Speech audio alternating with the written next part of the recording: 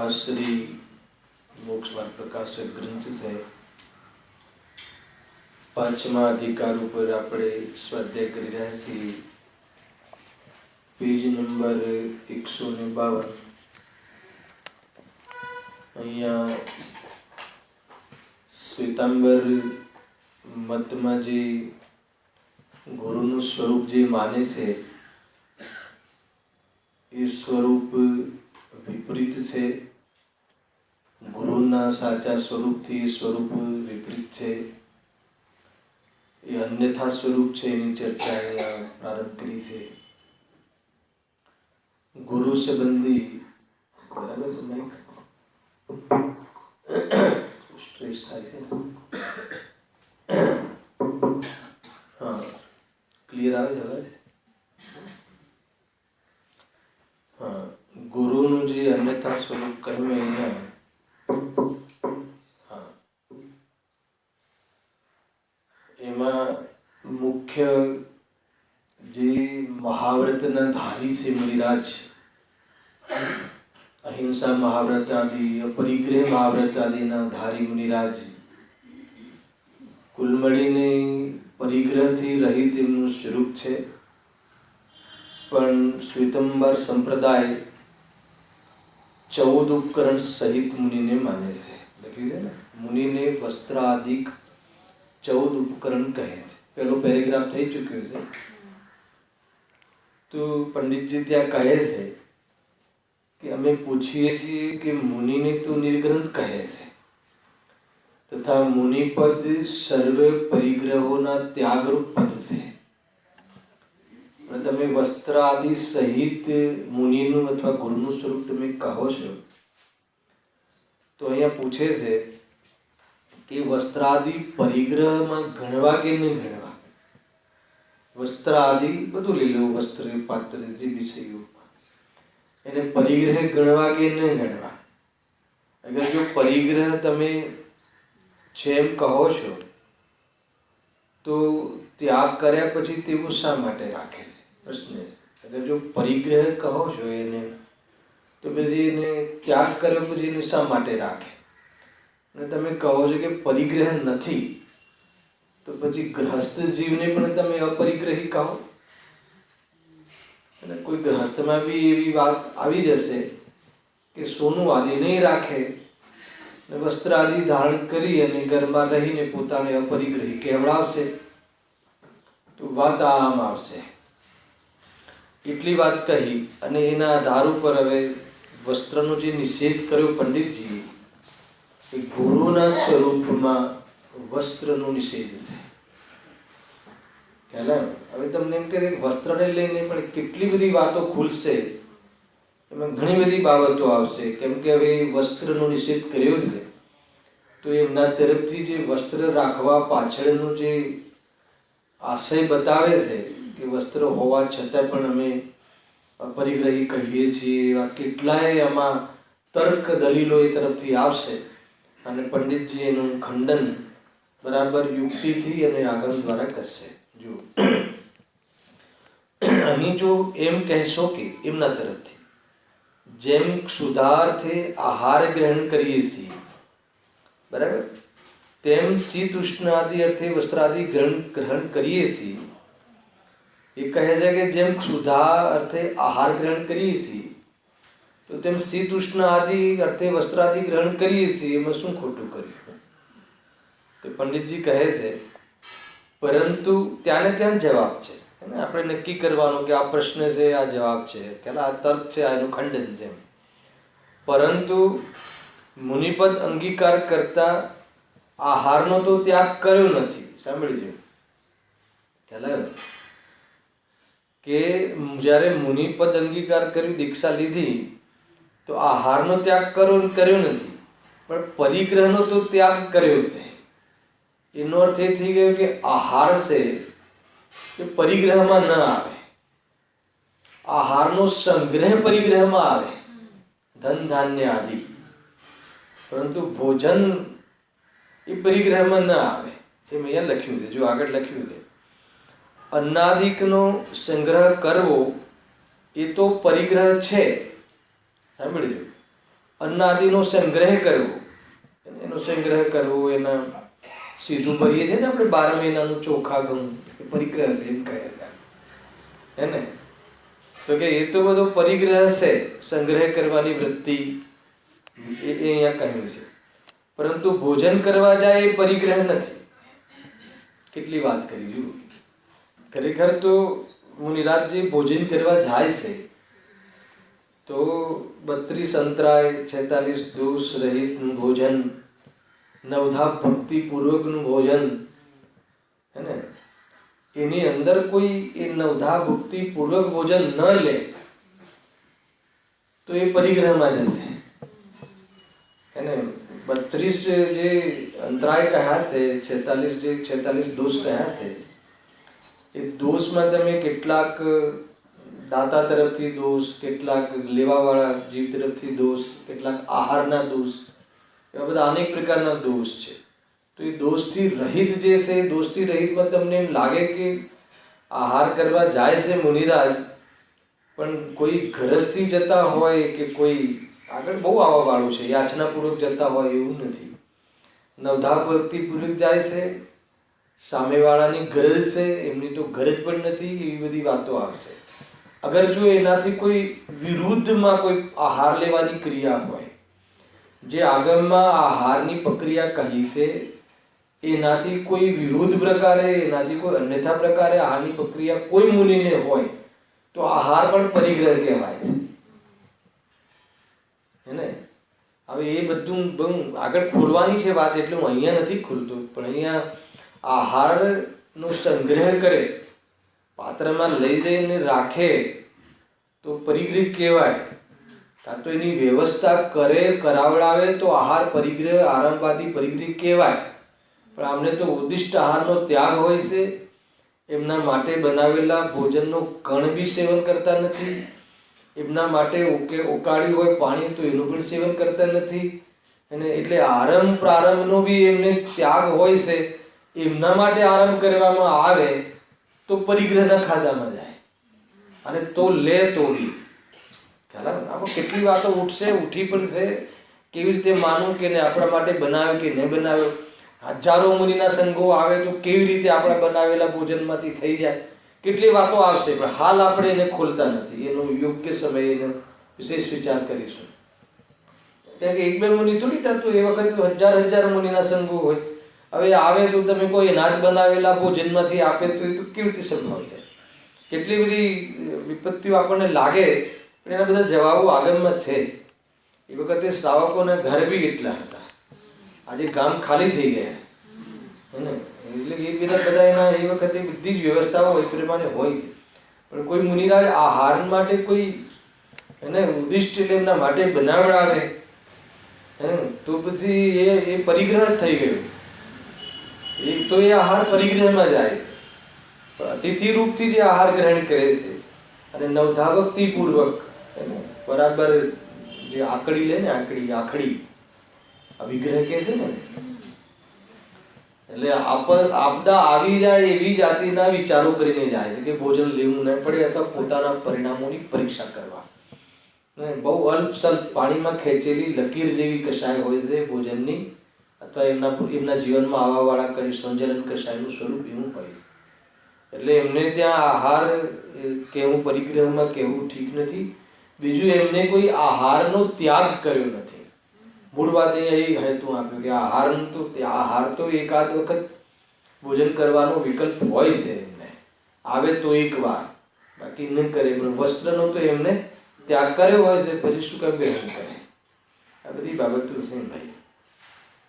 બધી એકચ્યુઅલી કેમ આજે ભદ્રબાહુ સ્વામીના કાલમાં જે બધાને ખ્યાલ છે ને, ગીટના જે એ વખતે આ દુકાળ પડ્યો 12 વર્ષનો, મૂળ તો દિગંબર જન્મ નિર્ગ્રંથ મુનિ સ્વરૂપ હતું, પણ એમાં જે ભોજન માટે બીજે ચાલ્યા ગયા તો ત્યાં નગ્નતા સહિત જે ભોજન માટે જતા હતા તો કોઈ ભોજન ન આપે ને એવું બનતું હતું.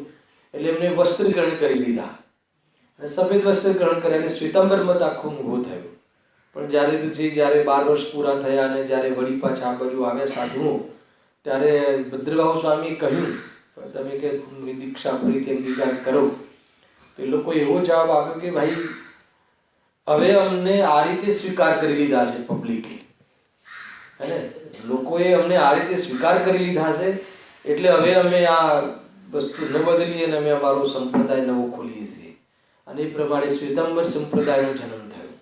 ત્યાં કલ્પિત શાસ્ત્રો લખાયા અને એ પ્રમાણે ત્યાં વિકૃત ધર્મ, જૈન શાસ્ત્ર, જૈન ધર્મ તો એક જ છે જૈન, પણ જૈન ધર્મમાં જે વિકૃતિઓ આવી એમાંથી એક શ્વેતાંબર નામની વિકૃતિ છે. શ્વેતાંબર સહિત સંયમ માને, વસ્ત્ર સહિત સંયમી માને, તો કે એ રીતે કે સંયમ હોતું નથી. એક દેશ સંયમીને વસ્ત્ર હોય છે, એમાં પણ કેટલી મર્યાદા હોય છે એ બધું આપણે આગળ જોશું. એ બી ગ્રહસ્થ કહેવાય છે 5મા ગુણસ્થાન સુધી. 11 પ્રતિમાવાળા ક્ષુલક, ઇલક, આરિકા એ બધા ગ્રહસ્થ કહેવાય છે. એ કોઈ શાવક ધર્મ કહેવાય છે. એ મુનિ જીવન રૂપ પૂર્ણ સંયમ મુનિ દશા સાધુમાં ન આવે. ક્ષુલ્લક, એલક, આરિકા પણ સાધુમાં ન આવે, પંચ પરમેષ્ઠીમાં ન આવે. નમોલોય સર્વ સાવણમાં આરિકા સુધી આરિકા વ્રત ગ્રહણ કરે કે એક લંગોટ સહિત રહેવાવાળા જીવો પણ એમાં નમસ્કાર ને નામ પામતા નથી, સાધુ નથી. અહીંયા કહે છે અંતમાં એક બોલ્ડ અક્ષરમાં લખ્યું છે, વસ્ત્રાદિકનો સંગ્રહ કરવો વા પહેરવા એ સર્વ પરિગ્રહ જ છે. લોકમાં પણ પ્રસિદ્ધ છે, હે ને? વસ્ત્રાદિનો સંગ્રહ કરવો, પહેરવા, ઘણી બધી વાત આવે ને કે પછી વસ્ત્ર રાખવા ક્યાં, એને ધોવા માટે બધી એની વ્યવસ્થા, એના માટે પછી કબાટ માટે ઘર જોઈએ, ઘર માટે પૈસા જોઈએ, પૈસા માટે ધંધો જોઈએ. તો છેક સુધી એક લંગોટ રાખે ને શું ના જોઈએ પછી, એટલા માટે કહે કે એટલો રાગ નથી. પહેલા આગળ તો ખુલાસા કરશે, આ તો શરૂઆતનો શ્લોક કરી છે, એવું ખુલાસા છે આગળ જો. આગળ કહે છે જૂન કેવો તર્ક, જો કહેશો કે શરીરની સ્થિતિ અર્થે વસ્ત્રાદિ રાખીએ છીએ પણ મમત્વ નથી, આ વાત બહુ જોરદાર છે ને. અમે વસ્ત્ર તો રાખીએ છીએ પણ અમને મમત્વ નથી, બરાબર છે? અને ઘણા લોકો આમ કે ભાઈ અમને ભલે અમે આમ બોલતા હોઈએ કોઈને, પણ અમને એવો ક્રોધ નથી, અમને કોઈ ક્રોધ આવતો નથી. એમાં ખ્યાલ, ક્રોધ પહેલા જાય પછી રાગ જાય, પણ ક્રોધ કયા ગુણસ્થાનમાં જાય ખબર છે? સંપૂર્ણ ક્રોધનો ભાવ કયા ગુણસ્થાનમાં? 9મા ગુણસ્થાનમાં. અને સંપૂર્ણ રાગનો અભાવ કયા ગુણસ્થાનમાં? 10મા ગુણસ્થાનમાં. અને આ તો થોડોક મંદ પડે તો આ એમ કહે કે અમને તો હવે બસ ગુસ્સો આવતો જ નથી, હવે અમને ક્રોધ આવતો જ નથી, હે ને? અને એ બી કોઈ આત્માના આશ્રય કે સ્વભાવ વિભાવના ભેદ જ્ઞાન પૂર્વક એક ક્રોધ નીકળી ગયો હોય એવું તો થયું નથી. અનંતાનુબંધી આદિ તો અનંતાનુબંધીના જે ભેદ છે ને મહેન્દ્રભાઈ, એ તીવ્રતા મનતાના આધારે નથી. અનંતાનુબંધી નીકળી ગયો હોય, સમ્ય દ્રષ્ટિને નીકળી જાય, અનંતાનુબંધી ક્રોધમાન માયલોક છે નહીં, પણ એને તીવ્ર ક્રોધ દેખાય, અપ્રત્યાખ્યાના વર્ણનીય. અને અનંતાબંધી વાળાને આમ એવું લાગે કે જાણે કરુણાનો ભંડાર છે એવું લાગે, એટલી મનતા હોઈ શકે, નૈમિક દ્રવ્ય જે આવે એવી મનતા હોઈ શકે છે ને. મહાવ્રતનું પાલન કરે મંદતામાં અને નિરતિચાર પાલન કરે, નિર્ગ્રંથ દશાને ગ્રહણ કરી લે 12માં, પરંતુ સમ્યક દર્શન નહીં તો એનો ક્રોધ કયો? અનંતાનુબંધી ક્રોધ. અને ચક્રવર્તી લડવા જાય એ કયો ક્રોધ? તો કે અપ્રત્યાખ્યાનની ક્રોધ. એ ખ્યાલ આવે છે તમને? શબ્દોમાં ખ્યાલ ના આવે તો જે દ્રવ્યલિંગી મુનિ છે પ્રથમ ગુણસ્થાન વર્તી, એને જે સામાન્ય ક્રોધ આવે અને કોઈ સાધુને કંઈક કહેવાનો, કેમ આમ તમે આ પ્રમાણે ગ્રહણ કર્યું, તો એ કહે છે કે અનંતાનુબંધી ક્રોધ, અનંત સંસારનું કારણ બને એવો ક્રોધ. સાંભળી લો. અને જે ચક્રવર્તી જે લડવા જાય છે એ ક્રોધ અનંત સંસારનું કારણ ના બને. ભાવ વધારવાનું સામર્થ્ય નથી ક્રોધમાં. કેવી રીતે બેસશે? કેમ કે મિથ્યાત્વ નથી. સમજમાં આવે છે કે નહીં? ગજબ છે ભાઈ. જે નિર્ગ્રંથ મુનિ જે હોય છે દ્રવ્યલિંગી, કેવી દયાનું પાલન કરે હે ને, જીવોની, છટકાયેલા જીવોની હિંસા ના થાય એવું પાલન કરે. એ રાગ અનંતાનુબંધી રાગ, અનંત સંસારનો બંધ કરાવે એવો રાગ. અને ચતુર્ગુણ સ્થાન વાળા જીવને પત્નીનો રાગ હોય ને, એ પણ અનંત સંસારનું કારણ ના બને. બહુ વિચાર કરવા જેવું છે. હા, અરે બેસે જ નહીં આપણને ઘણી વાર, અને આપણી બુદ્ધિમાં બેસે જ નહીં. ઉદ્દેશ્ય એના માટે ઉદાહરણ આપ્યું છે કે જેમ પૈસાનો દરિદ્રી હોય, ગરીબ હોય, પહેલાં આપણે ચક્રવર્તી સાથે સરખાવીએ, ભલે અહીંયાનો અરબપતિ હોય, પણ ચક્રવર્તીના ધનની કલ્પના એને ન ખબર પડે. ચક્રવર્તીની ધનની જે ચર્ચા કરીએ એની સામે, તો એને ગળે ના ઉતરે. એમ અહીંયા કોઈ અરબપતિ હોય તો કોઈ ગરીબ હોય, બહુ દરિદ્રી હોય, એને અરબપતિના જીવનશૈલીની વાત ગળે ના ઉતરે. એને એમ લાગે આ બધી કલ્પના છે, એના ઘરે જે ઠાઠ હોય છે એ પ્રમાણે એને. તો એવી રીતે જે મુનિરાજોની વિતરાગતા, આ ચારિત્ર અને શ્રદ્ધામાં દરિદ્રી હોય જે જીવ, એને એ વાત ગળે ન ઉતરે. એવા ઉદાહરણો આપે જોરદાર. ના બેસે જ નહીં એને. એ રીતે છે મિથ્યાદૃષ્ટિ જીવ, અહંબુદ્ધિ પૂર્વક કરવાવાળા રાગવાળા જીવને સમ્યક દૃષ્ટિ જીવના રાગનો પરિચય કરવો એને બહુ કાઠું પડે. એ રીતે છે.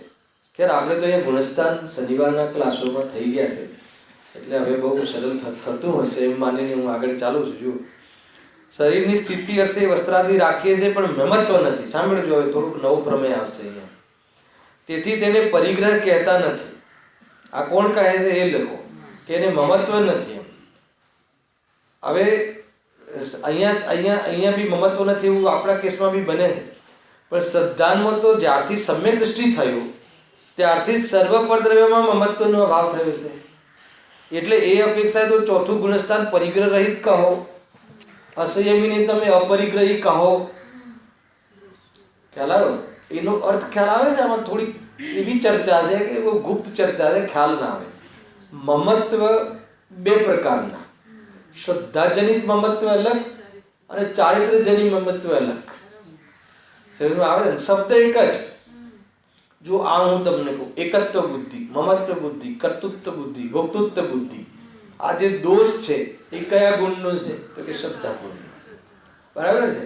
હવે એકત્વ બુદ્ધિ ગયા પછી બી, એકત્વ બુદ્ધિ એટલે શું? હું અને મારો દીકરો એક નથી, એનાથી મને કોઈ મુક્તિ મળે કે હું એનું દુઃખ દૂર કરી શકું એવું સ્વરૂપ નથી. એમ પરદ્રવ્ય સાથે એકત્વ ગુણ દ્રષ્ટિમાં છૂટી ગયું હોય છતાં ચારિત્રના દોષ સંબંધી દીકરા પ્રત્યે રાગ રહે. બરાબર? કોઈને એમ લાગે કે જેને જે ચક્રવર્તી અથવા જે સમ્યક દૃષ્ટિ જીવોને એકત્વ બુદ્ધિ છૂટી ગઈ હોય ને પરદ્રવ્યમાંથી, દીકરા દીકરી ધનમાંથી, તો પછી એ ધન જે એમને કમાયેલું હોય, હજુ કંઈ દીક્ષા તો લીધી નથી, તો કોને આપીને જશે? પોતાના દીકરાને કે પડોશના દીકરાને? હવે એકત્વ બુદ્ધિ નથી તો ટ્રસ્ટમાં આપી દેવું જોઈએ ને? તો કે ના, એવું નથી. એના રાગ છે. જો આમ કર્તામાં કર્તા કર્મ અધિકારથી તમને સમજમાં આવશે. આ થોડો એવો પતલો ભેદ છે. ભેદ તો બહુ મોટો છે, પણ સમજવામાં બહુ પતલો ભેદ છે. સમજણ ના પડે. વારંવાર કર્તા કર્મ અધિકારમાં કહે છે કે સમ્યક દૃષ્ટિ જીવ કે કરતો હોવા છતાં કરતા બનતો નથી. સાંભળીશું, ખ્યાલ આવ્યો? શું કહ્યું? રાગાદી ભાવ કરતો હોવા છતાં કરતા બનતો નથી, અને અજ્ઞાની જીવ કરતા બનીને કરે છે. એનો શું અર્થ ખ્યાલ આવ્યો? જ્ઞાની જીવ કરતા બનતો નથી ને રાગાદી ભાવ કરે છે. રાગાદી ભાવનો કરતા છે. કરતા બન્યા વગર રાગાદી ભાવનો કરતા છે. બે વખત કરતા શબ્દ. અને અજ્ઞાની જીવ રાગાદીનો કરતા બને છે અને પછી રાગાદીનો કરતા થાય છે. એ કઈ રીતે? એટલે કરતા એનો કર્તૃત્વ બુદ્ધિ એટલે કરવા લાયક માને. રાગાદી ભાવમાં ઉપાદેય બુદ્ધિ એ કર્તૃત્વ બુદ્ધિ. એ છૂટી ગયા પછી બી જે અસ્થિરતાજન્ય કમજોરીથી જે રાગાદી ભાવને કરે છે, પણ એને સ્વભાવ માનતો નથી, એટલે એનો કરતા નથી, કર્તૃત્વ બુદ્ધિ નથી. એટલે એક એની ગજબ છે ભાઈ. પરિણમનની બીજી ઘણી બાબતો છે. પરિણમનની અપેક્ષાએ જોઈએ, પર્યાયની અપેક્ષાએ જોઈએ, વ્યવહારથી જોઈએ તો રાગાદીનો કરતા સ્વયં જીવ છે. પણ શુદ્ધ નહીં, સ્વભાવની દૃષ્ટિથી જોઈએ તો રાગાદીનો કરતા જીવ નથી, એટલું નહીં, પૂતગલ છે. કેટલી બધી કન્સેપ્ટ આવે છે. પૂતગલ શુદ્ધ ને સ્વભાવની દૃષ્ટિથી જોઈએ તો એનો વ્યાપક પણ કર્મ સાથે છે. એને કર્મ ઉદયમાં હોય ને રાગ હોય, અને રાગ હોય ને કર્મ આવે. શુદ્ધ સ્વભાવમાં જોવે ને રાગ આવે એને કર્મ આવે. એટલા માટે કે અમે એને વ્યાપકપણામાં નથી લીધા. કેટલા કન્સેપ્ટ છે.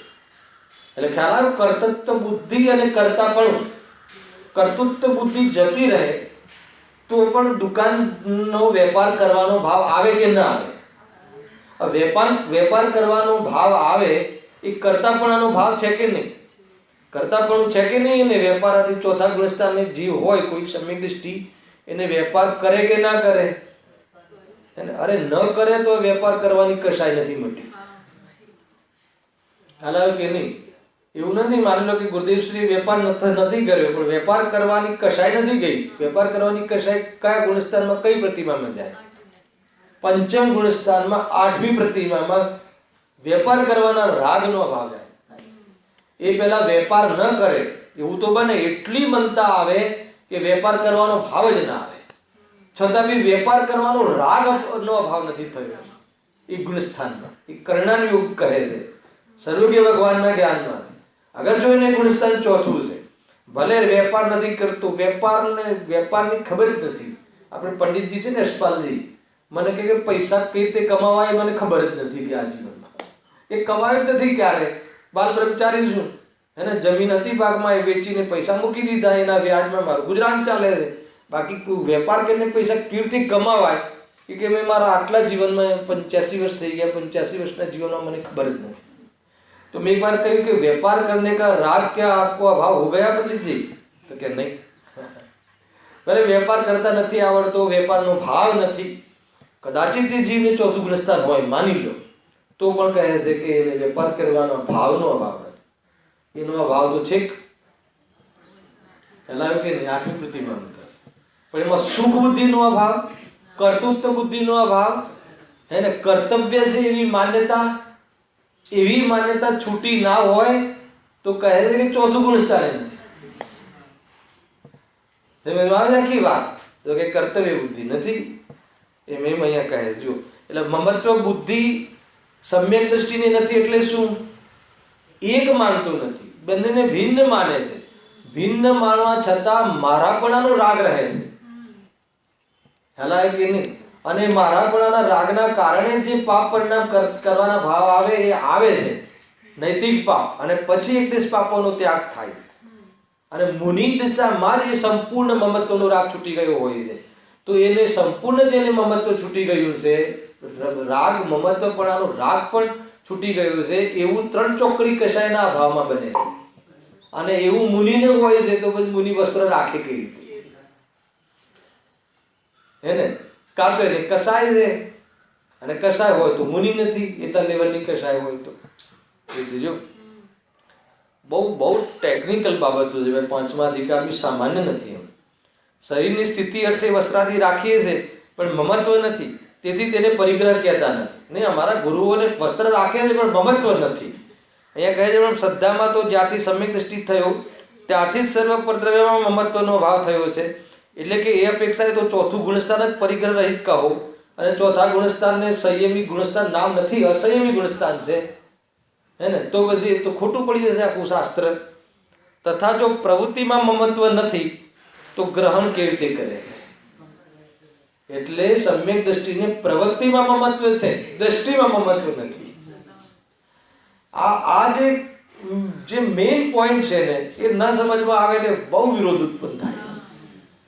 હલાવે કે આમ તો કહો કે ધનમાં સુખ નથી ને કમાવા નીકળ્યો છો, તરત જ કહે, હે ને, ગાદી પરથી તો એમ કહો છો કે ધનમાં સુખ નથી. હલાવે કે નહીં? આને ધન કમાવાના માટે તો પૂરું જીવન લગાવી દો છો. તો કે ધનમાં સુખ નથી એવા જીવો ધન કમાવાનો રાગ હોય તો એમાં જીવન લગાવતા હોય છે. અને એ એવી પ્રકારનું એટલું સમ્યક દર્શન માત્રથી, ખ્યાલ આવે કે નહીં, સમ્યક દર્શન માત્રથી મોક્ષની સિદ્ધિ થતી નથી. એટલા માટે ચારિત્રો ભોગ કરી કે ચારિત્ર જોઈએ, સ્થિરતા જોઈએ. કયા લેવલની? તો કે મુનિ જીવન લાયકની સ્થિરતા. એટલા માટે ચતુર્ગુણ સ્થાનમાં ચારિત્રનો નિષેધ પણ કરવામાં આવ્યો કે એવો ચારિત્ર નથી કે જેને અમે ચારિત્ર નામ આપ્યું. ભોગોમાં ઉભો હોય એને શું ચારિત્ર કહીએ? પછી જે મુનિરાજ, જે યોગી છે જંગલમાં, એને બી ચારિત્રવંત કહીએ, અને જે 96,000 રાણીની વચ્ચે ઉભો છે એને બી ચારિત્રવંત કહીએ, તો કેવો અનર્થ થાય?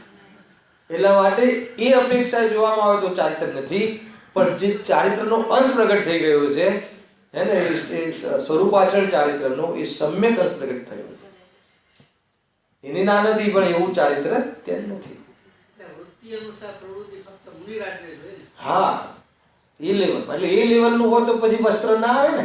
સાધુના સ્વરૂપમાં વસ્ત્ર ના આવે, ગ્રસ્ત જીવનમાં હોય. આગળ આવવા વાળું છે, બહુ ખુલાસા કરે પંડિતજી આમાં. અને આમાં કોઈ જો 2 દિવસ કન્ટિન્યુઅસ બને ને તો હું સરસ થઈ જાય. આપણે કાલે નથી ને એટલે કહી દઉં તો પ્રવચન, કાલે ચેતનધામમાં છે પ્રવચન. શરીરની સ્થિતિ અર્થે વસ્ત્રાદિ રાખીએ છીએ પણ મમત્વ નથી, તેથી તેને પરિગ્રહ કહેતા નથી. પણ સદ્ધાનમાં તો જ્યારથી સમ્યક દૃષ્ટિ થયો ત્યારથી સર્વ પરદ્રવ્યના મમત્વનો અભાવ થયો છે. એટલે એ અપેક્ષાએ તો ચોથું ગુણસ્થાન જ પરિગ્રહ રહિત કહો. પછી એમ કહો, તથા જો પ્રવૃત્તિમાં મમત્વ નથી તો ગ્રહણ કેવી રીતે કરે છે? તો પછી ગ્રહણ શું કામ કરે? રાગ નથી તો વસ્તુ કેમ એનો પ્રયાસ એને મેળવવાનો? જો આહારનો રાગ છે તો અમે કહીએ છીએ મુનિરાજને આહારનો રાગ છે, પણ કયા લેવલનો રાગ છે? જેવો પહેલા ગુણસ્થાનથી લઈને 5મા ગુણસ્થાન સુધી રાગ હોય એવી ટાઈપનો રાગ નથી આહારનો. બહુ જ પતલો રાગ છે સંજલન કૃષાયનો. અને એટલું બધું આમ બહુ વિસ્તાર આરંભ કરીને ભોજન કરે કે આરંભ કરાવડાવીને કરે એવી જાતિનો રાગ નથી. અરે બહુ જ એક પ્રકારથી એટલી કરુણામયી પ્રક્રિયા છે. આગળ લખ્યું છે બહુ પંડિતજીએ કે આમ થોડી બી સામેવાળા જેમાં પીડા લાગે અને તો નવધા ભક્તિ કરાવવા પાછળનો અર્થ શું છે? કે એનામાં કોઈ વિતરાગતા પર ભક્તિ નથી. એનો અર્થ કે એને અંદરમાં કોઈ દબાણથી કરે છે, તો એ મુનિરાજ ભોજન ન લે. કોઈ માન માટે નવધા ભક્તિ કરાવતા નથી કે એને હજુ માન લો કે થોડું ચૂકી જાય, એ 3 પ્રદક્ષિણા કરવાનું ચૂકી જાય તો એનો અર્થ કે હજુ એને બીજી જગ્યાએ વધારે ધ્યાન છે. એનો અર્થ કે મને ભોજન કરાવવાનો એટલો ભાવ નથી એને, અથવા એને એનું કંઈ બીજું કામ બગડતું લાગે છે, તો મુનિરાજ એની પીડા સહિત ભોજન નથી કરતા. સામેવાળા દાતાને પીડા હોય થોડી તો ભોજન કરવાનો ભાવ જ ના આવે. ચાલે કે નહીં? ગજબ છે. અરે આપણા જેવા જીવોમાં થાય છે ને. અને માન લો કે તમે લગ્ન હોય કોઈ મહેન્દ્રભાઈ તમારા ઘરમાં, અને મારા જેવા સામાન્યજીને તમે ભોજન કરવાનું કહો તો હું શું કહું કે નહીં તમે હમણાં રહેવા દો, તમે બહુ એંગેજ હોવ છો અને મારું જરા અલગથી છે, તમને બહુ તમને થોડો બોજો લાગશે અથવા તમને એમાં એંગેજ થઈ જશો પછી ક્યારેક. એટલે તમને પીડા થાય, તમારા પ્રસંગમાં કોઈ તમને બાધા આવે, એમાં તમને કોઈ ડિસ્ટર્બ થાય, એ ભોગે હું તમારે ત્યાં ભોજન કરવા મારા જેવો સામાન્ય વ્યક્તિ ના આવે તો મુનિરાજ એને હલાવ્યું તમને. એ કન્સેપ્ટ છે. તમે કોઈ મેરેજ રાખ્યું ને હવે તમે ભોજન તમને ખ્યાલ છે ભાઈ શુદ્ધ લે છે, શોધનું કે રીતનું જોઈશે. હવે એના માટે સ્પેશિયલ તમારે ધ્યાન આપવું પડે. એમાં બહુ સરળ છે પણ તમારે ધ્યાન આપવું પડે. અને ધ્યાન આપવું પડે એટલે તમારે જે તમારું કાર્ય હોય એમાં તમે ડિસ્ટર્બ થાવ. તમારી પાસે 1000 પબ્લિક આવવાની હોય અને મારા જેવા 5 જ જણ આવવાના હોય તો 5 જણ માટે તમારે સ્પેશિયલ ત્યાં ધ્યાન આપવું પડે, એપોઇન્ટ કરવું પડે. પ્લસ એનો વિવેક હોય એટલે તમને ચિંતા રહ્યા કરે કે ત્યાં કોઈ અવળું તો નહીં થઈ ગયું હોય, મીઠું તો નહીં આવી ગયું હોય, સાંધાલોની જગ્યાએ ડૂચ લાગે છે એનું, તો એ બધા વિકલ્પો રહે ને. તો પછી હું શું કહું કે નહીં ભાઈ હમણાં કોઈ નહીં, કશું જ જરૂર નથી, તમે કહ્યું તો જમ્યા બરાબર છે એમ કહીને આપણે ટાળીએ છીએ. શું કામ? તો એ રીતે નવધા ભક્તિ તો કેવા પ્રકારની હોય. તમે જે આહારની પ્રક્રિયામાં હર્ષ હોય છે, દેવો પુષ્પવૃષ્ટિ કરે છે મુનિરાજના આહારના કાલમાં, તો સામાન્ય વાત નથી, બહુ બહુ ઊંચી પ્રક્રિયા છે, છતાં ધર્મ ગજબ છે આખી વાત હે ને. એ ભાઈ ધર્મનું કલ્પવૃક્ષ છે મુનિરાજ, સાક્ષાત ધર્મ આપણા ઘેરે આવે છે. એટલા માટે તો નીચેના સ્તરોમાં પણ સામાન્ય કોઈ વિદ્વાન હોય કે હોય તો એ ઘરે આવે તો 2 શબ્દ કહી જશે, તમને કોઈ એક પ્રેરણા આપી જશે, તો એનું બહુ હર્ષ હોય છે. આપણા ઘરે કોઈ વિદ્વાન ભોજન કરવા આવે કે કોઈ ધાર્મિક ચીજ ચર્ચા કરવાવાળા જીવો આવે એને સાધર્મીઓ આવે તો આપણને કેટલો હર્ષ હોય છે. ખ્યાલ આવે કે નહીં? એમ લાગે કે કેમ કે કોઈને જમવાની એવી ગ્રસ્તા નથી હોતી, ફટાફટ 15 મિનિટમાં પતાવીને 1 કલાક બધા બેસી જાય, ધડાધડ બને છે ને મહેન્દ્રભાઈ. અને ફર્સ્ટ ક્લાસ ચર્ચા બહુ અંદરમાં સાધર્મીઓ વચ્ચે આત્માની ચર્ચાઓ ચિંતન મનન થાય, તો એમ લાગે કે નહીં આજે તો આપણો દિવસ હે ને સુધરી ગયો કે બી સારો ગયો એમ કહીએ છીએ સામાન્ય રીતે. એટલે કોઈ આ બધી ક્રિયાઓ પાછળ બી કંઈક કન્સેપ્ટ છે. કોઈ સામાન્ય બસ જમાડી દીધા અને આમ થઈને સચવી લીધું અને વ્યવહાર કરી લીધો એવું નથી. એટલી બધી ગરજ હોય છે ત્યાં જે જીવને જમાડવાની, મુનિરાજને આહાર કરાવવાની એને, અને જબરદસ્ત એની અંદરમાં ભક્તિ ઉમળે છે, વિતરાગતા. આમ જોવું છે કે ભોજન કરતા હોય છતાં નથી કરતા એવું કેવી રીતે દેખાય. અને મારે જોવું છે પ્રભુ મારા ઘરે પધારવા, એને નમસ્તુ નમસ્તુ નમસ્તુ તિષ્ઠુ તિષ્ઠુ અત્ર અત્ર અત્ર તિષ્ઠુ તિષ્ઠુ તિષ્ઠુ હે ને. કેટલી નવધા ભક્તિ, 3 પ્રદક્ષિણા કરે, પૂજન કરે, ઊંચ આસને બેસાડે, એમાંથી થોડી બી ચૂકી જાય તો મુનિરાજને ખ્યાલ આવે કે આને અંદરમાં કોઈ એને કોઈ અંદરમાં કોઈ પીડા છે, અંદરમાં કોઈ ભાવ દુઃખી છે, તો ભાઈ તું તારું એ કાર્ય કરી જો. આ કોઈ મારવું એવું જરૂરી કાર્ય નથી કે તું તારા કોઈ દુઃખને કરીને કરે. એટલું જો એટલી કરુણા હોય છે, એટલી અંદરમાં પવિત્રતા હોય. તમે એના કન્સેપ્ટ સમજો. આપણે તો પહેલાં તો કોઈને ખબર નથી નવધા ભક્તિ શું છે, અને ખબર છે તો કન્સેપ્ટ ખબર નથી, અને કન્સેપ્ટ ખબર છે તો ભાવ હજુ બન્યા નથી. આ એક સ્ટેપ તમે જુઓ. બોજો લાગે ને જીવોને, ધાર્મિક જીવો ઘરે જોવા આવે, જમવા આવે તો હે ને. અહીંયા તો બહુ સમૃદ્ધ છે આપણા મંડળો, અને બધા જીવ આ ગુરુદેવશ્રીના નિમિત્તે ઘણું બધું ક્રાંતિ છે. બાકી કોણા ત્યાં જમશે, કોણા ત્યાં જમશે, નામ લખવા પડે, બહુ પરેશાન થઈ જાય. આપણને લાગે કે સમાજ આટલો દરિદ્ર છે હે ને. આમ આખી જાનની જાન જમાડે અને બેસે 2-4 જણ કોઈ આવે આપણે ત્યાં, કોઈ અરે મંદિરમાં ડેલી કોઈ જોવાનું કોઈ નવો વ્યક્તિ આવ્યો છે બહારગામનો કે જેને આપણે કેમ ભોજન કરવા લઈ જઈએ, ભાઈ ભોજન પર આવે. આ વ્યવસ્થા છે જૈનોની મહેન્દ્રભાઈ. આ ધર્મ નથી, ધર્મનું કારણ નથી, પણ જેને ધર્મનો મહિમા છે એને આ રીતે શુદ્ધ ભોજનનો મહિમા છે. આ બધી પદ્ધતિ દેશમાં તો હતી, અમારા દેશમાં તો કોઈ બી આવે ને દેશમાં ખ્યાલ બી આવે, એનો ટાઈમિંગ જોવાય કે 10 વાગે આવ્યા છે, ભોજન નહીં હોય પહેલાં બોલાઈ આવે છે એનું ભોજન તમારું અમારે ત્યાં. આજે બી એમપીમાં તમે 200 લઈ જાઓ અને સમૃદ્ધ નથી એમના, તમે ઘરમાં જાઓ તો એમને કેવી રીતે ચાલતું હશે આજે બી મહેન્દ્રભાઈ. પણ બધા જ 5-5, 10-10 જણ લઈ જાય પોતાના ઘરે. આજે ટુડે બી મને ખ્યાલ છે પૂરેપૂરો કે ભાઈ 10 જણ અમારે ત્યાં ભોજન કરશો, અમારે ત્યાં ભોજન, આખી બસો જાય તો બી. અને મુંબઈમાં કોઈને ટાઈમ નથી, ખ્યાલ કોઈ ધર્મ નથી, આ ધર્મની વાતે નથી, પણ જે સાધર્મી વાત્સલ્ય છે એને, વાત્સલ્ય બી એક અંગ છે સમ્યક દ્રષ્ટિનું. ચક્રવર્તી રોજ દરવાજે ઉભો રહે, ધોતી દુપટ્ટો પહેરીને, મુકટ કાઢીને, મુનિરાજ આવતા હશે, આ દિશામાંથી આવશે, અહીંયાથી આવશે, કોઈ મુનિરાજ આજે આવશે, એ રીતે છે. હવે જ્યારે એટલી ઊંચી મતલબ તો એ આહારનો પરિગ્રહ ક્યાં કહેવાય? મુનિરાજનો પરિગ્રહ જ નથી. જો અહીંયા કહે છે તથા જો પ્રવૃત્તિમાં મહત્વ નથી તો ગ્રહણ કેવી રીતે કરે છે? માટે વસ્ત્રાદિ ગ્રહણ ધારણ જ્યારે છૂટશે ત્યારે જ નિષ્પરિગ્રહી થશે. મુનિરાજના સ્વરૂપમાં, ગુરુના સ્વરૂપમાં નિષ્પરિગ્રહી નિર્ગ્રંથતા એ સૌથી પહેલી કન્ડિશન છે. ગુરુનું સ્વરૂપ આવું છે અને ત્યાં જ ગુરુની સાથે ગુરુનો ઉપચાર થતો હોય છે. હવે જો કહેશો, હવે જો એના તરફથી વસ્ત્રાદિક કોઈ લઈ જાય તો ક્રોધ ન કરે. હવે ગમે એમ કરીને એને મમત્વ નથી ને, એવી સિદ્ધિ કરવા માટે બલ વાપરે છે, એ બાજુથી એવા તર્ક મૂકે છે સંપ્રદાયમાંથી.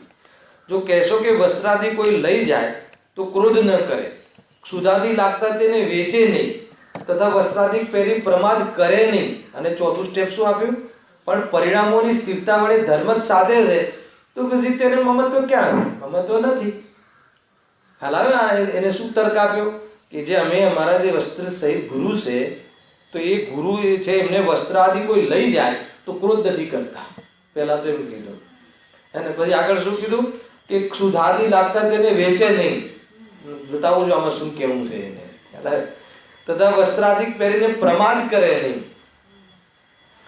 પણ પરિણામોની સ્થિરતા વડે ધર્મ સાધે છે.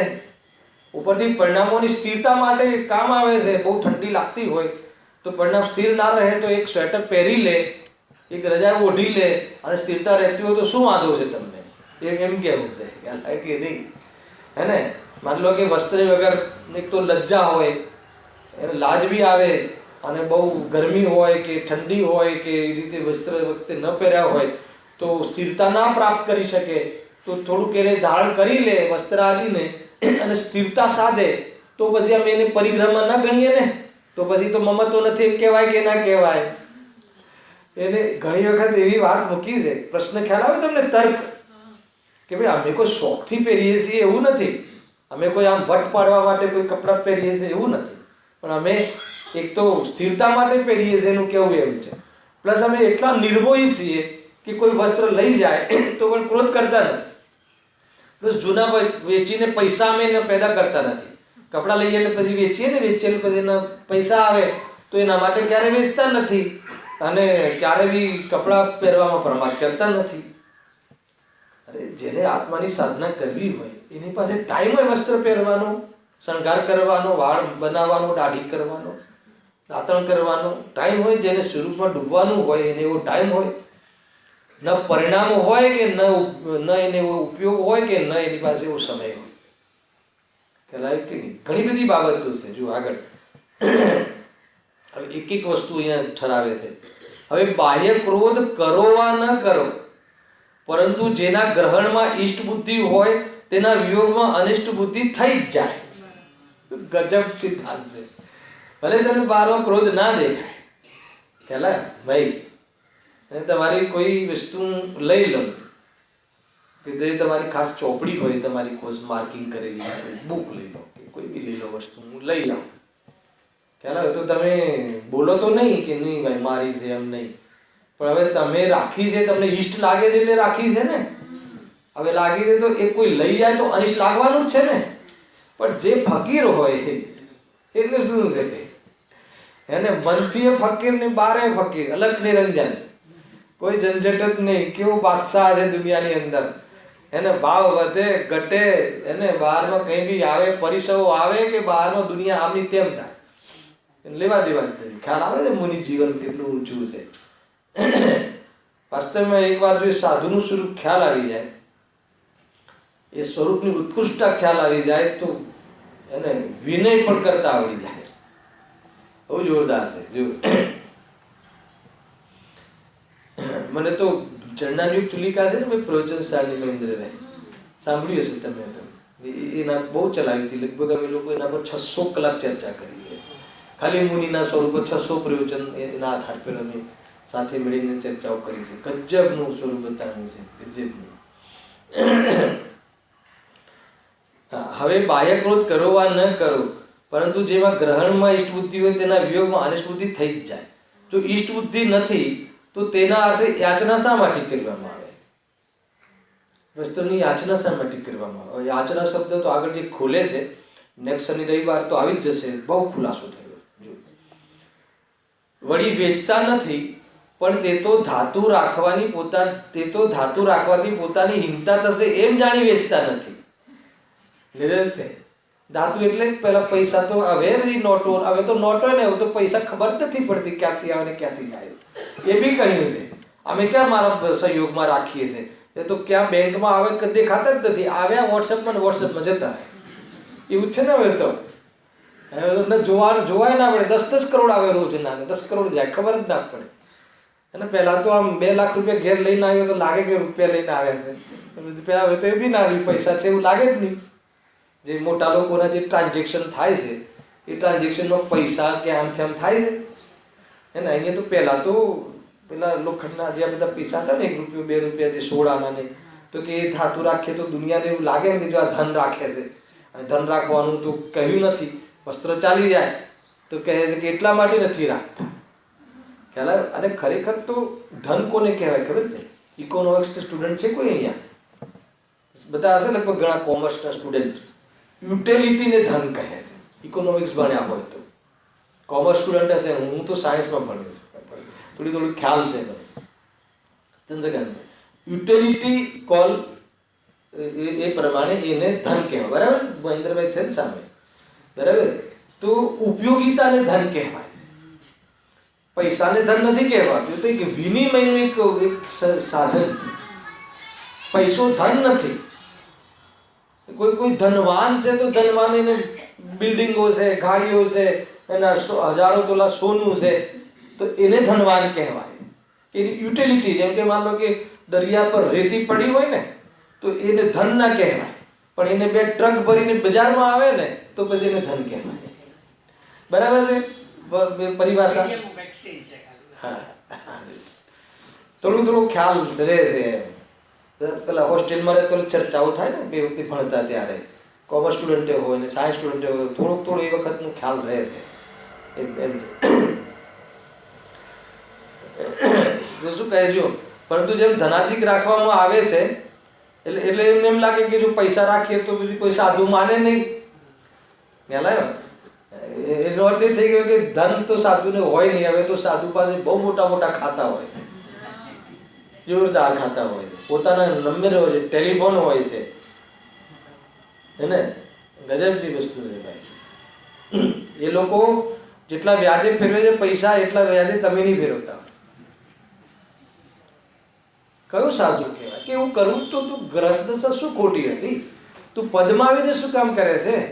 તું ગ્રસ્ત જીવનમાં રહીને કર ને. ના, નિષેધ નથી એનો. એ છે એનો ટોન. ખ્યાલ આવે? આગળ કહે છે કે પરંતુ જેમ ધનાધિક રાખવામાં આવે છે તે જ પ્રમાણે વસ્ત્રાધિ રાખવામાં આવે છે. એટલી સાચવણી કરવામાં આવે છે. કેટલા ડેલા ચાલતા હોય છે સાધુઓની પાછળ તો બધા, કેટલા મોટા લોરી ને ટ્રક ને મોટા જો આમ લાગે કે એના આપણા કરતા ત્યાં ગ્રહસ્થી વધારે છે. મુનિરાજ પાછળ છે કઈ? અને હોય તો મુનિ નથી. ખ્યાલ આવે છે કે નહીં? કેવી રીતે મુનિ હોય? બધું જ છે, એટલી બધી રાખે સામગ્રી. તમે એકવાર જઈને ખોલજો એમના પેટીઓ, એમ લાગશે કે આટલી સામગ્રી આપણી પાસે નથી. તો કેવી રીતે પછી એને કોઈ લઈ જાય તો પેટી બદલાઈ જાય તો તમે ઉભા રહેજો ત્યાં.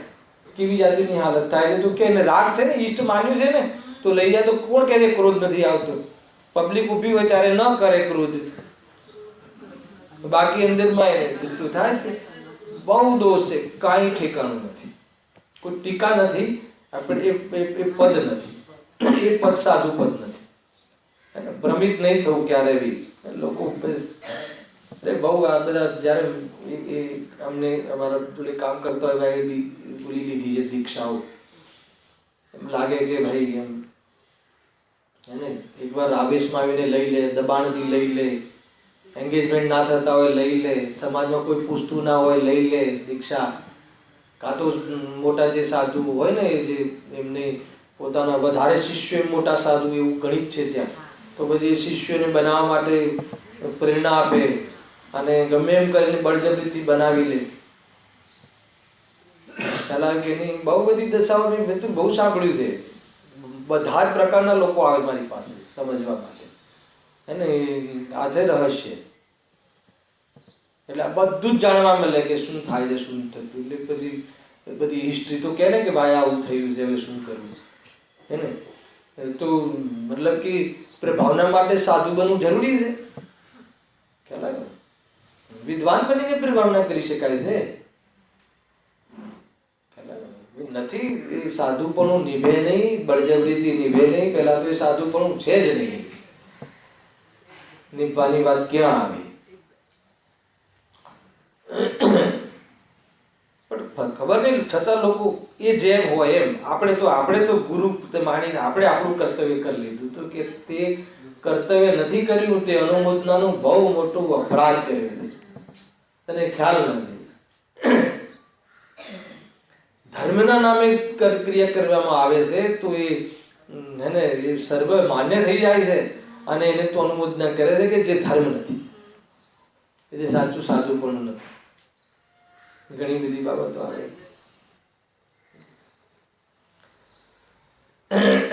લોકમાં પરિગ્રહના ઈચ્છુક જીવોને એ બંનેની ઈચ્છા છે, વસ્ત્રની અને પરિગ્રહી જીવોને. તેથી ચોરાદિકના ભયાદિક કારણના એ બંને સમાન છે. હવે જે છેલ્લી વાત કહી એની બરાબર એમાંથી બહુ મોટો ન્યાય નીકળે છે. પછી શું કીધું? પણ પરિણામોની સ્થિરતા વડે તો ધર્મ જ સાધે છે, એનાથી તો સ્થિરતા થાય છે ને. કે ભાઈ ઠંડી લાગતી હોય તો આમ ધ્રુજે, અને પછી કેવી રીતે નમોકાર મંત્ર યાદ કરે, પણ જરા ઓઢી લીધું હોય ને આમ બરાબર થઈ કે ને તો પછી સ્થિરતા રહે. ભૂખ લાગે તો ભોજન કરીને જાય તો સ્થિરતા રહે. હવે એના માટે જોરદાર વાત કરી છે. જો વળી પરિણામોની સ્થિરતા વડે ધર્મ સાધવાથી પરિગ્રહપણું ન થાય, તો કોઈને ઘણી સ્થિત લાગતા રજાએ રાખી વળી પરિણામોની સ્થિરતા વડે ધર્મ સાધવાથી જ પરિગ્રહપણું ન થાય. એટલે શું કે ધર્મ માટે યુઝ કરે તો ધર્મ માટે વસ્ત્રની જરૂર નથી, વસ્ત્રના રાગની જરૂર નથી, અને તો વારંવાર ધર્મ માટે વસ્ત્રનું લઈ આવે છે. અહીંયા કહે છે કે પરિણામોની સ્થિરતા વડે ધર્મ સાધવાથી પરિગ્રહપણું ન થાય. ધર્મની સ્થિરતા સાધીએ અમે કપડાં પહેરીને, અમે વસ્ત્ર પહેરીને સ્થિરતા સાધીએ, હે ને, તો પછી એને પરિગ્રહપણું નથી સિદ્ધ થતું, એમ કોણ કહે છે? એ લોકો કહે. તો કોઈને ઘણી સ્થિત લાગતા રજાએ રાખી પરિણામોની સ્થિરતા કરે અને ધર્મ સાધે, બરાબર છે, તેને પણ નિષ્પરિગ્રહી કહો. તો એને તમે અહીંયા ક્વેશ્ચનાર્થ ના હોવું જોઈએ, ડોટ જ હોવું જોઈએ. એ તો એને બી તમે નિષ્પરિગ્રહી કહો ને, એમાં શું પ્રોબ્લેમ છે? એ તો ધર્મ સાધે છે. ક્યાં એમ ઊંચા કપડાં પહેરીને કોઈના લગ્નમાં જાય છે કે એ કરે છે, તો ધર્મ માર્ગ જ સાધે છે ને. હવે આપણને એક વખતના માટે તો આ વાત બેસી જાય કે ના બેસી જાય, અને અહીંયા હમણાં તર્ક નથી વાંચતો હું, લોજિક નથી વાંચતો પંડિતજીનું, પણ આપણને કોઈ એમ કહે કે શું જરૂર છે, એમાં કયો પરિગ્રહ થઈ ગયો, અને એમાં તો શું ખોટું છે? કોઈ તમે અરે એક મેં લાસ્ટ ટાઈમ તમને ખબર નહીં કહ્યું કે નહીં કહ્યું, ક્યાંક કહ્યું હતું, હું ક્યાંક પ્રવચનમાં ગયો હતો, તો એક આ પરિગ્રહની વાત આવી, તો કહે કે તમે આમ તો બહુ મોટા સિદ્ધાંતની વાત કરો છો કે એક દ્રવ્ય બીજા દ્રવ્યનું કાંઈ ના કરે, ભિન્ન છે, બે અડતાય નથી ને ચૂમતાય નથી, તો પછી તમે વસ્ત્ર છોડવાની ને ઘર છોડવાની શું જરૂર છે? હે ને? જ્યારે વસ્ત્રથી પછી કોઈ તો એવું કહે કે ભાઈ મને દીકરા સાથે રહું તો વધારે સ્થિરતા રહે, હું જંગલમાં જઈ નથી શકતો દીકરાને છોડીને, એના કરતાં હું જંગલમાં જઈને દીકરો યાદ આયા કરે એના કરતાં દીકરાની સાથે રહીને ધર્મ કરું. પછી આગળ કેટલું વધે કે પછી તો પત્ની યાદ આવે છે, પછી હું વેપાર કરવા, પછી દીકરો જે અત્યારે થોડો એટલો બધો કેપેબલ નથી અને હું જતો રહું જંગલમાં આ બધું છોડીને, તો પછી મને અંદરનો વિકલ્પ રહ્યા કરે દીકરો શું કરશે, એના કરતાં હું દીકરાની સાથે રહીને, એવું ના કીધું કે દીકરાના વિકલ્પો પૂરા કરીને જાઉં, પણ દીકરાની સાથે રહું અને ધર્મ બી કરું, તો મારી સ્થિરતા રહે ને. બોલો આપણે હમણાં હાલ કોઈ એવું ત્યાં ઉબેરીને કામ આવ્યા હોય અને સવારે કોઈ એપોઇન્ટમેન્ટ આપી હોય, અથવા કોઈએ કીધું હોય કે તું સવારે 8:30 જ આવી જજે, હું તને તારા 1 કરોડ રૂપિયા આપી દઈશ, અને હવે તમે નિયમ લઈ લીધો હોય કે પ્રવચન તો સાંભળીને જ જાઉં, એના પહેલાં બહાર ના જવું એવો નિયમ લીધો હોય, તો અહીંયા કેટલી સ્થિરતા રહે? તો એ ના કરતા એ કરવું સારું ને, પછી સ્થિરતા રાખવી. પ્રશ્ન સમજમાં આવે છે? માન્ય છે આ રીતે? તો પછી કે અર્થ શું રહ્યો? મુનિમાં અને ગ્રહસ્થમાં ફરક શું રહ્યો? એ કહેવા વાળા છે. અને જૈન શાસનમાં કહ્યું છે કે થઈ શકે છે, પણ એ શ્રાવકપણે થઈ શકે છે. શ્રાવક ધર્મમાં આ બધું કીધું છે. શ્રાવક ધર્મ એટલે સમજોતાનો ધર્મ. તને પરિણામ તારા બગડતા હોય 18 વર્ષની ઉંમરે તો કે તું લગ્ન કરી લે અને હે ગે ઉપાદે હૈયા હેનું જ્ઞાન, ગ્રહસ્થ કામ કરવા છતાં હૈયા હેનું જ્ઞાન. ખ્યાલ છે કે નહીં? 18મી ગાથા યોગસા ઘરમાં રહીને તને હે ઉપાદેયનું બરાબર ખ્યાલ હોય તો શ્રાવક ધર્મનું પાલન કરી શકે છે તું. પણ તું મુનિ ધર્મ તરીકે અરે એક તો એટલા વિતરાગી થઈ ગયા છે, તને વિતરાગતાની ઇમેજિંગ જ નથી કરી શકતો તું કે વિતરાગતા શું હોય છે. આપણને રાગના અભાવનું ભાવાસર જ નથી. એટલે આપણે એમ સમજીએ છીએ કે શું એમ. અરે ઘણા લોકો તો એમ કહે કે શું જરૂર છે, અને એ વસ્ત્ર પહેરે તો શું વાંધો, ભોજન લે તો શું વાંધો. આખિરકાર એ બી તો ઇન્સાન છે ને. પણ કે તું જે ઇન્સાન છે ને એ જે ઇન્સાન છે ને એમાં અંતર છે. બંને ઇન્સાન છો, પણ તું રાગી ઇન્સાન છે, એ વિતરાગી ઇન્સાન છે. એને રાગ નથી અને તને રાગ છે, એનું અંતર તને ખ્યાલ નથી આવતું. તું ક્યાં મેલ કરે છે. અને ઘણા તો એમ કે એ આપણે પોતાની રીતે જોઈએ છે ને કે ભાઈ આપણે આટલી ઠંડી, આમ કડાકાની ઠંડીમાં બે રજાઈ ઓઢીએ અને એમને એક વસ્ત્રની બિચારા એક વસ્ત્રની ના પાડી બિચારા તો 2 રજાઈ ઓઢવી પડે. બિચારો કે કેટલી ઠંડી હોય પણ જેને હે ને રાગ જ ના આવે, કપડાનો વસ્ત્રો ઓઢવાનો રાગ જ ના આવે. ઠંડી હોય ખરી પણ શરીરની આસક્તિ ના હોય એટલે રાગ ના હોય એટલે વસ્ત્રનો વિકલ્પ જ ના આવે. એ મહાન કે વસ્ત્ર પહેરવાવાળો મહાન. આપણે વસ્ત્ર પહેરવાવાળાને પૂજીએ છીએ કે વસ્ત્ર રહિત અવસ્થાને પૂજીએ છીએ? નિર્ગંધ સાથે છે કર્યન સુધી પેલા એની પૂજ્યતા છે. અને એમાં અંદરથી પણ રાગથી નગ્ન અને બહારમાં વસ્ત્રથી નગ્ન. એને યથા ચાત રૂપ કહ્યું છે મુનિરાજને. બાલકવત જન્મેલું બાળક કેવું હોય એને યદ્યપિ એ બાલકમાં તો બધા દોષો છે મિથ્યાત્વ આદિ, પણ એ જે સંજ્ઞાઓ છે અમુક વર્ષ થાય પછી ખુલે છે. અને પહેલા વર્ષના છોકરાનું બાળક તમારી પાસેથી લઈ નહીં લે કાંઈ, અથવા એની ચીજ લેશો તો કંઈ કહેશે નહીં. પણ થોડુંક 1.5-2 વર્ષનું થાય ને આમ ઘરમાં ખબર પડે ને. હવે તો શીખવાડતા નથી તો હવે એની ચીજ ના આપે કે હવે આ તો મારું રમકડું થઈ ગયું. તો કોણ શીખવાડે છે રમકડું? આપણે કહીએ ઉપરથી તો સ્પેશિયલ શીખવાડો ને તમે સ્કૂલોમાં શેર કરવો, ડબ્બો શેર કરવો, પછી ગેમ શેર કરવી, બરાબર ભાષા. થોડું તો ખ્યાલ આવે છે અમને, આજુબાજુ સાંભળીએ તો ખરા ને. ડબ્બો શેર કરવામાં એવો ડબ્બો શેર કરે છે ક્રિશ્ચન સ્કૂલોમાં. ખ્યાલ આવે કે નહીં? તો એ આપણું ના ભાવે એને એનું જ ભાવે. ખેર એ લાઈનમાં નથી જોયું, અહીંયા વાત બીજી ચાલે છે. કેટલી બાબતો છે. અધ્યાત્મ બી એટલું જોરદાર છે ને, ચરણાનુયોગ ને બાહ્ય આચરણ ને બધી જ વાતો છે. તમારી તૈયારી જોઈએ, શાસ્ત્રમાં ભરી પડી છે. વાત શું હતી? હા તો કહે કે ભાઈ બિચારા મુનિ કહે છે કે રજાઈ કે તને એનું અંતર ખ્યાલ નથી. જો એ લખ્યું છે અને એ પ્રમાણે તો લખ્યું પંડિતજીએ. ઠીક છે, તું કહે છે કે એને રજાઈ ઓઢે, ઠંડી લાગે તો સ્વેટર પહેરીને જાય, ભૂખ લાગે તો મતલબ કે ભોજન કરીને જાય, ના નથી. પણ એ ગ્રહસ્થ જીવો માટે છે. ઘણી વખત છે ને આપણે કહીએ છીએ 10 લક્ષણ પર્વમાં તમે જબરજસ્તી ઉપવાસ નહીં કરો કે તું જબરજસ્તી ઉપવાસ કરે પછી સ્થિરતા રહે નહીં, આકુલતા રહે એટલે પ્રવચનોમાં બેસે નહીં. અને પૂજા કરાવવી પડે એવો નિયમ છે બધાને. એટલે પૂજા લઈ આવે એટલે પેલો પૂજામાં ત્યાં આડોટે ખબર ના પડે એવી રીતે દિવસ પૂરો કરે અને પોતા મુકાવડાવે અને ગમે એમ કરીને મંદિરમાં ગમે એમ કરીને કલાક પેલો વિદ્વાન આવ્યો હોય પૂજા ભણી લે ફાસ્ટ ગાંઠ બધા ધડાધડ ત્યાં સુધી એની ભાઈ નહીં પૂજા ઉપવાસ છે, પૂજા કરવી જોઈએ, ઉપવાસ છે, પૂજા કરવી જોઈએ. તો ગમે એમ કરીને પેલું પૂજા કરાવે. શું કરે છે તું? કેટલા સ્ટોર છે તને ઠેકાણું નથી કે તું 2 વાર ભોજન લે, હા મોઢું ખુલ્લું નહીં રાખ, તું એમાં તું સંયમ રાખ હે ને. આખો દિવસ મોઢું એવું ખુલ્લું નહીં રાખ, પણ તું તારી જે આવશ્યકતા લાગે છે, તારી જેટલી કશાય છે હે ને એ અનુસાર. અને એમાં બી સાંભળજો જે અનિંદ્ય કાર્ય છે ને ત્યાં સુધી છે. ને તો કોઈ કે ભાઈ અમને તો પીઝા ના ખાઈએ ત્યાં સુધી સ્થિરતા નથી રહેતી. પછી કે એની વ્યવસ્થા છે તો કે એમ નહીં, આના અંદરમાં રહીને એની મર્યાદામાં રહીને આ બધી મેટરો છે. ખ્યાલ આવ્યો કે નહીં? એ તે તો એ કહે છે કે વળી પરિણામોની સ્થિરતા વડે ધર્મ સાધવા. હા, એ થઈ ગયું. અને એ પ્રમાણે તો ગ્રસ્ત ધર્મ મૂળ ધર્મમાં વિશેષતા શું રહી? જેને પરિગ્રહ સહેવાની શક્તિ ન હોય, ના ખોટું શબ્દ છે, જેને પરિસર લખો, પરિસર કરી નાખો પેન હોય, જેને પરિસર સહેવાની શક્તિ ન હોય તે પરિગ્રહ રાખી ધર્મ સાધે તેનું નામ ગ્રસ્ત ધર્મ. તથા જેના પરિણામ નિર્બળ થયા હોય, અહીંયા બી પરિસર કરી નાખો, પરિસરથી વ્યાકુળ ન થાય તે પરિગ્રહ ન રાખે અને ધર્મ સાધે તેનું નામ મુનિ ધર્મ. ખ્યાલ આવ્યો? બહુ અદ્ભુત વાત કરી છે, ફરતી વાંચું છું.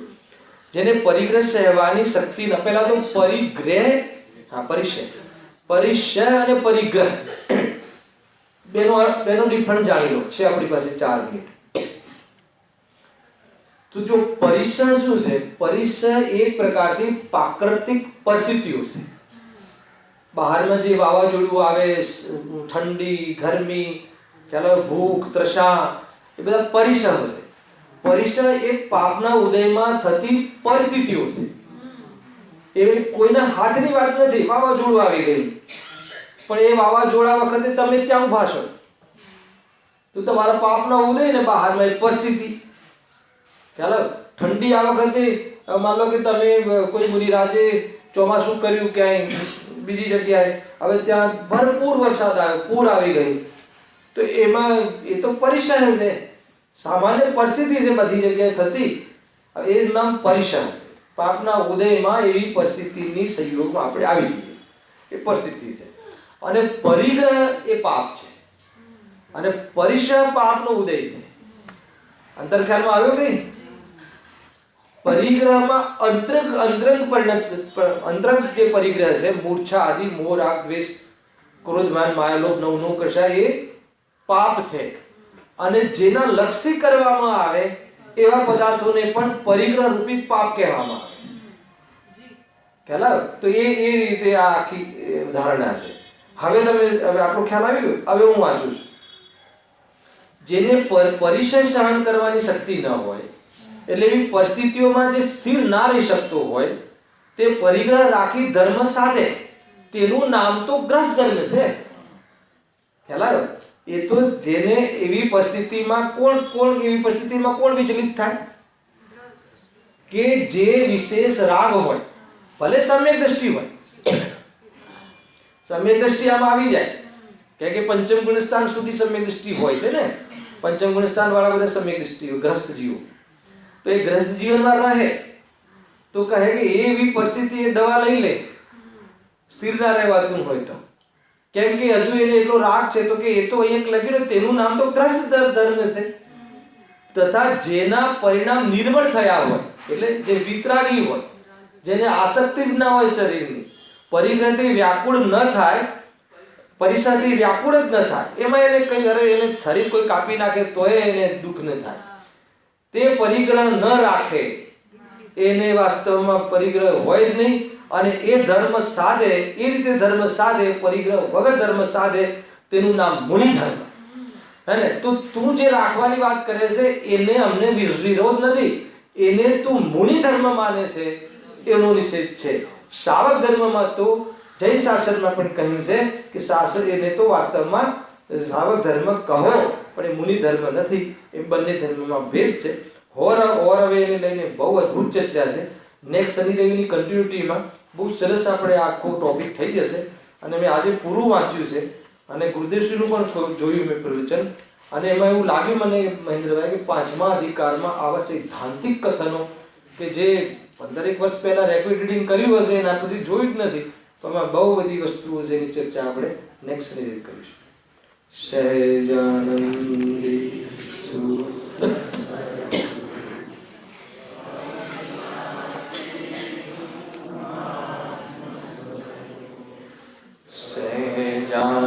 સહેજાનંદી શુદ્ધ સ્વરૂપ અવિનાશી આત્મસ્વરૂપ સહેજાનંદી શુદ્ધ સ્વરૂપ અવિનાશી